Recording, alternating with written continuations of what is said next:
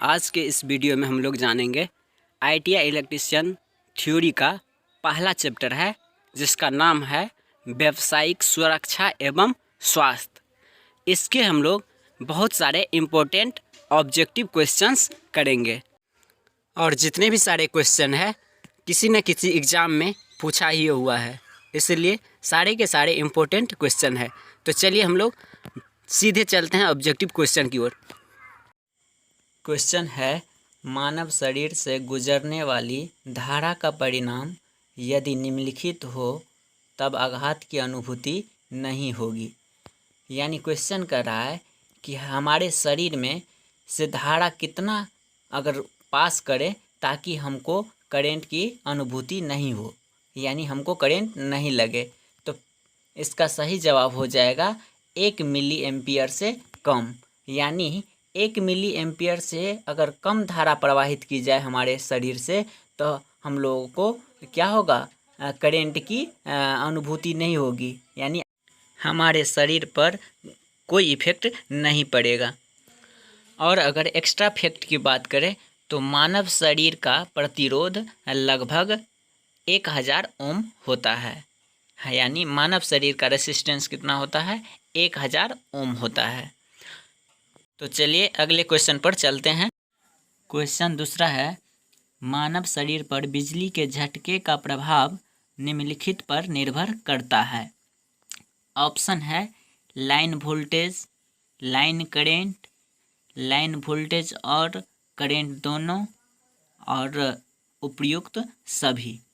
तो इसका सही जवाब क्या होगा, यानी मानव का शरीर को बिजली का झटका का प्रभाव जो है लाइन वोल्टेज के कारण होता है। तो इसका सही जवाब क्या हो जाएगा, लाइन वोल्टेज। और अगर हम वोल्टेज में बात करें कि कितने वोल्टेज तक हमारे शरीर में अगर वोल्टेज आ जाए तो हमारा शरीर क्या करेगा, विथ स्टैंड करेगा, यानी सह सकता है। तो 90 वोल्टेज तक की आपूर्ति यह मानव शरीर पर विपरीत झटका दे पाती है। यानी 90 वोल्टेज या इससे कम की अगर आपूर्ति रहे तो हमारा शरीर पर इफेक्ट नहीं पड़ेगा। जैसे जैसे 90 वोल्टेज से अगर आगे हम लोग बढ़ाते जाएंगे तो हम लोग को झटका ज़्यादा लगने लगेगा। अब चलते हैं अगले क्वेश्चन पर। तो अगला क्वेश्चन है, निम्नलिखित में से कौन सी हानियाँ हैं जो किसी व्यक्ति को बिजली के झटके लगने से हो सकती है।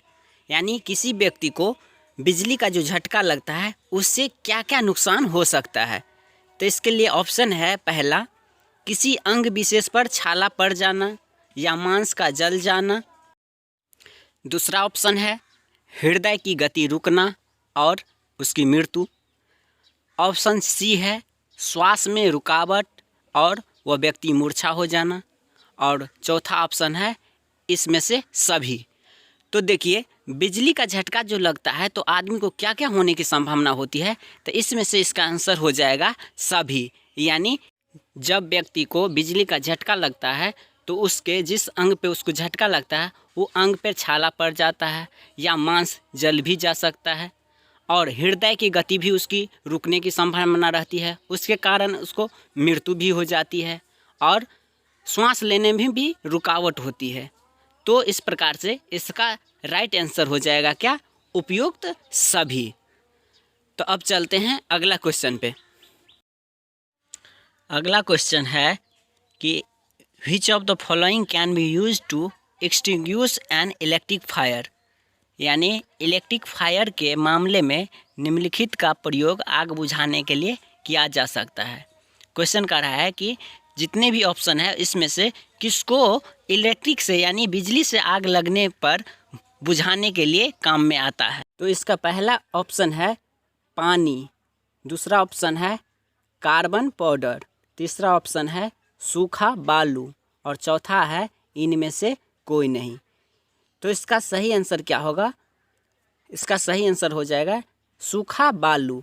यानी बिजली से लगे हुए आग को बुझाने के लिए सूखे बालू का प्रयोग किया जाता है ऑप्शन के अनुसार। ऐसे अगर बात करें तो बिजली से लगे आग को बुझाने के लिए 3 तरह के हम यूज करते हैं। पहला है सूखा बालू, दूसरा है कार्बन टेट्राक्लोराइड, तीसरा है कार्बन डाइऑक्साइड। तो ये तीनों से हम लोग आग बुझाने के लिए यूज करते हैं। अब चलते हैं अगला क्वेश्चन पर। क्वेश्चन है which of the following is the cause of sparking in an electrical appliances, यानी विद्युत उपकरण में स्पार्किंग का क्या कारण हो सकता है, यानी विद्युत उपकरण में जो चिंगारी मारता है उसका क्या कारण हो सकता है। इसके लिए पहला ऑप्शन है लूज कनेक्शन, यानी ढीला कनेक्शन। ऑप्शन दूसरा है फॉल्टी अप्लायंसेस, यानी दोषपूर्ण उपकरण। तीसरा है शॉर्ट सर्किट, यानी लघु परिपथ। और चौथा है ओपन सर्किट, यानी खुला परिपथ। तो इसका सही जवाब क्या हो जाएगा? इसका सही जवाब होगा ढीला कनेक्शन, यानी लूज कनेक्शन। तो देखिए किसी भी सर्किट में लूज कनेक्शन होता है वहीं पे चिंगारी मारने की चांसेस रहती है, यानी वहीं पे चिंगारी उत्पन्न होती है। तो इसका सही जवाब क्या हो जाएगा? Loose connection. तो अब चलिए अगले क्वेश्चन पर चलते हैं। अगला क्वेश्चन है कि the background colour of informative sign is, यानी सूचनात्मक चिन्ह का परिदृश्य रंग क्या होता है। यानी कहता है कि इंफॉर्मेटिव साइन जो होता है उसका बैकग्राउंड जो है कलर वह किस कलर का रहता है। पहला ऑप्शन है लाल, दूसरा ऑप्शन है नीला, तीसरा ऑप्शन है हरा और चौथा ऑप्शन है पीला। तो इसका सही जवाब क्या हो जाएगा? इसका सही आंसर होगा ऑप्शन सी, यानी हरा। अब जानते हैं कि ये इंफॉर्मेटिव साइन होता क्या है। सबसे पहले तो जानिए कि साइन क्या होता है और साइन कितने प्रकार का होता है।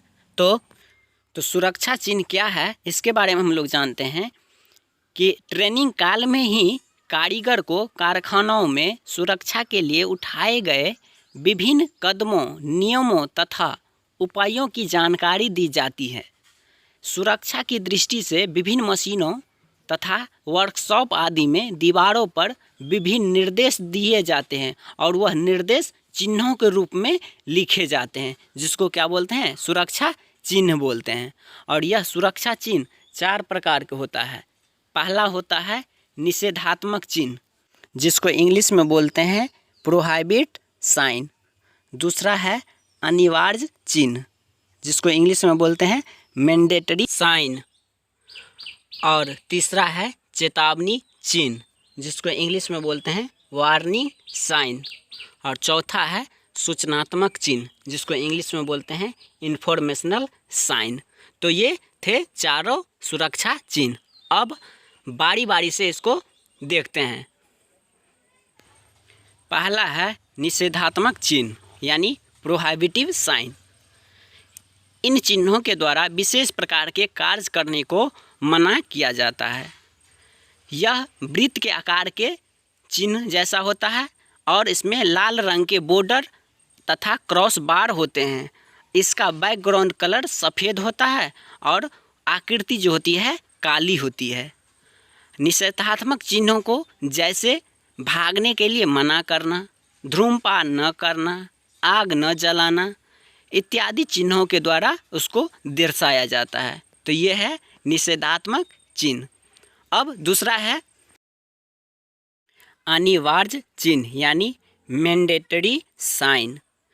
इन चिन्हों के द्वारा कारीगरों को सुरक्षात्मक निर्देश दिए जाते हैं और कारीगर सहजता से इन संकेतों को समझ लेते हैं। ये संकेत नीली पृष्ठभूमि पर सफ़ेद संकेत द्वारा वृत्त के आकार के बने होते हैं।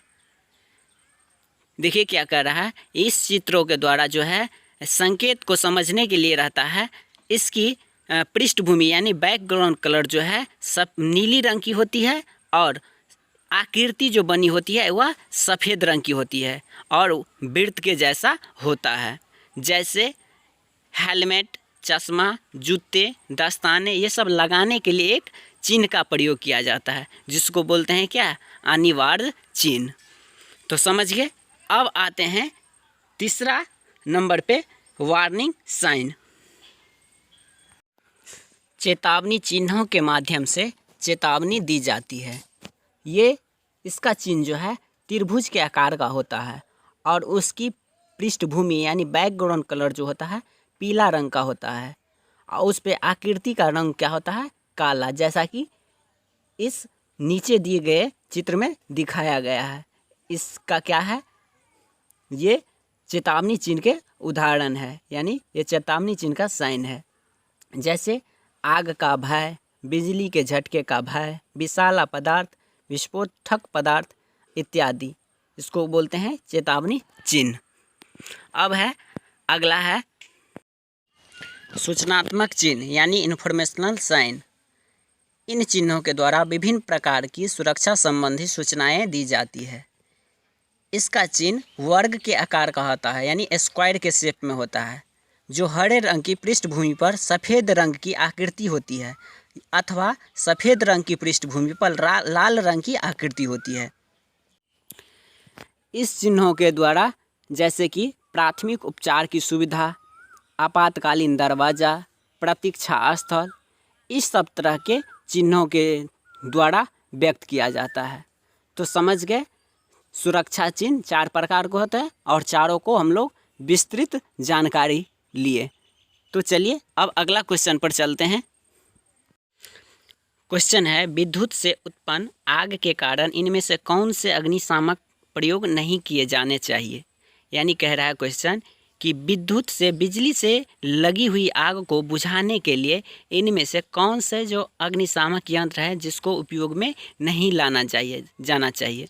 ऑप्शन है कार्बन टेट्राक्लोराइड, ऑप्शन बी है फोम टाइप, ऑप्शन सी है सैंड फील्ड टाइप यानी रेत भरण प्रकार के, ऑप्शन डी है कार्बन डाइऑक्साइड। तो इसका सही जवाब क्या होगा, ऑप्शन बी यानी फोम टाइप। फोम टाइप अग्निशामक यंत्र का प्रयोग विद्युत से लगे हुए आग को बुझाने के लिए नहीं किया जाता है, क्योंकि उसमें कुछ अंश पानी का भी रहता है और पानी जो है विद्युत का क्या हो जाता है, सुचालक हो जाता है। तो इसलिए हम लोग फोम टाइप का यूज़ नहीं करेंगे क्या चीज़ में, विद्युत से लगे हुए आग को बुझाने के लिए। और इसको बुझाने के लिए क्या चीज़ यूज करेंगे, तो फोम टाइप क्या छोड़ करके ऑप्शन ये तीनों में से carbon tetrachloride, sand field type और कार्बन डाइऑक्साइड ये यूज करेंगे। तो चलिए अब आते हैं अगला क्वेश्चन पर।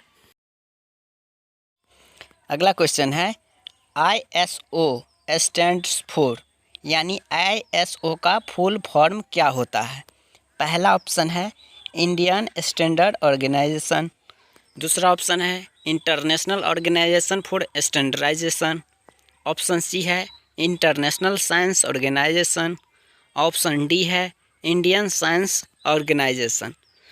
तो इसका सही जवाब होगा ऑप्शन बी यानी इंटरनेशनल ऑर्गेनाइजेशन फॉर स्टैंडर्डाइजेशन। तो चलिए अब अगला क्वेश्चन पर चलते हैं। अगला क्वेश्चन है, वर्कशॉप में भारी सामान उठाते समय अधिकतम भार शरीर के किस अंग पर होना चाहिए। ये question Uttar Pradesh power corporation limited TG2 में पूछा गया है 2015 में। यानी कह रहा है कि वर्कशॉप में अगर भारी सामान है उसको उठाएंगे तो हमारा उस सामान का वेट जो है शरीर के किस अंग पर अधिक होना चाहिए। तो क्या है, ऑप्शन ए है पीठ पर, ऑप्शन बी है पैरों पर, ऑप्शन सी है छाती पर, ऑप्शन डी है कंधों पर। तो इसका सही जवाब क्या होगा, वर्कशॉप में भारी सामान उठाते समय अधिकतम भार शरीर के पैरों पर होना चाहिए। इसका सही जवाब हो जाएगा ऑप्शन बी। तो चलिए अब अगला क्वेश्चन पर चलते हैं। क्वेश्चन है, विद्युत से उत्पन्न आग बुझाने के लिए निम्नलिखित में से कौन सा अग्निशामक यंत्र उपयुक्त है। यानी कह रहा है बिजली से लगी हुई आग को बुझाने के लिए कौन सा अग्निशामक यंत्र उपयोग लाया जाता है। इस तरह से क्वेश्चन पिछले भी हम देख चुके हैं, इसका सिर्फ ऑप्शन चेंज है। देखिए, पहला ऑप्शन है पानी अग्निशामक यंत्र, दूसरा है सोडा एसिड अग्निशामक यंत्र, तीसरा है हैलोन अग्निशामक यंत्र, चौथा है फोम अग्निशामक यंत्र। तो इसका ऑप्शन देख लीजिए, पानी अग्निशामक यंत्र तो होगा नहीं क्योंकि पानी विद्युत का सुचालक हो जाता है, फोम भी नहीं होगा और सोडा एसिड अग्निशामक यंत्र नहीं होगा। तो इसका ऑप्शन क्या हो जाएगा? ऑप्शन सी यानी हेलोन अग्निशामक यंत्र। तो चलिए अब अगला क्वेश्चन पर चलते हैं। क्वेश्चन है, निम्नलिखित में से सुरक्षा का कौन सा प्रकार व्यावसायिक सुरक्षा नहीं है? यानी व्यावसायिक सुरक्षा कौन इसमें नहीं है? मशीन का सुरक्षा क्या है? ऑक्यूपेशनल सुरक्षा है। शरीर का सुरक्षा क्या है? ऑक्यूपेशनल सुरक्षा है। कार्य का सुरक्षा क्या है? व्यावसायिक की सुरक्षा है।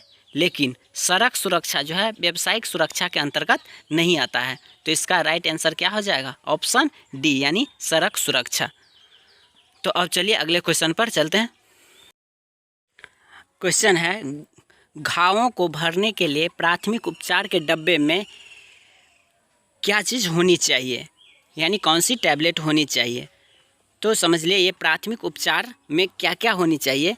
तो इसका ऑप्शन है, पहला सोफ्रामाइसिन, दूसरा ऑप्शन है पेनिसिलिन, तीसरा ऑप्शन है बीटाडीन, चौथा ऑप्शन है फेयर एंड लवली।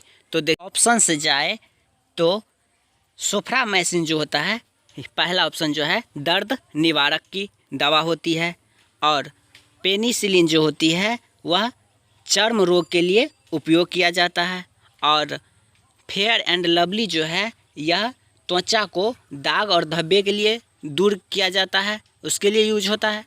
तो बच गया ऑप्शन सी यानी बीटाडीन जो होता है घाव को भरने के लिए उपयुक्त होती है। तो इसका राइट आंसर क्या हो जाएगा? बीटाडीन यानी option C is a right answer. चलिए अगले क्वेश्चन पर। क्वेश्चन है, सूचनात्मक चिन्ह की पृष्ठभूमि क्या होती है और उसका आकार कैसा होता है? यानी अभी हम लोग पढ़े जस्ट पिछले क्वेश्चन में कि इन्फॉर्मेशनल साइन का बैकग्राउंड कलर होता है ग्रीन और उसका आकार होता है वर्गाकार, यानी ऑप्शन सी जो होगा इसका सही आंसर होगा। क्वेश्चन है, निम्न में से किन चिन्हों में की बॉर्डर एवं बीच में बना क्रॉस लाल रंग का होता है? देखिए जस्ट अभी हम लोग पिछले क्वेश्चन में इसका विस्तृत अध्ययन किए थे। कहता है कि कौन ऐसा साइन है जिसका बॉर्डर जो है और बीच में बना क्रॉस लाल रंग का होता है? तो इसका सही आंसर होगा ऑप्शन ए यानी निषेधात्मक चिन्ह, इसका सही जवाब होगा। आज का वीडियो इतना ही। अगर वीडियो अच्छा लगे तो लाइक ज़रूर कीजिएगा। अगर चैनल पे नए आए हैं तो सब्सक्राइब कर लीजिएगा। तब तक के लिए जय हिंद, मिलते हैं अगले वीडियो में।